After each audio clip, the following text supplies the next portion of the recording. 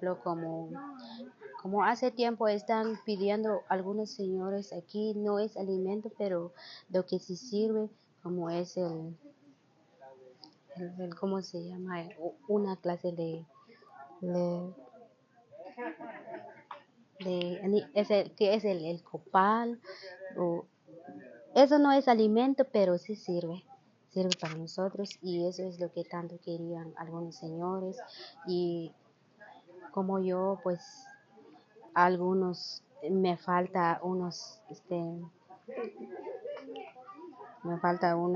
cosas que me hace servir para limpiar como el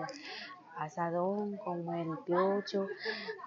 Eso es lo que me va a servir para limpiar mis, mis cultivos y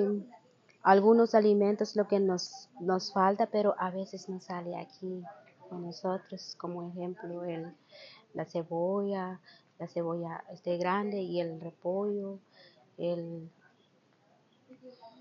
esas las cosas son más caras, pero a veces no sale aquí, pues tal vez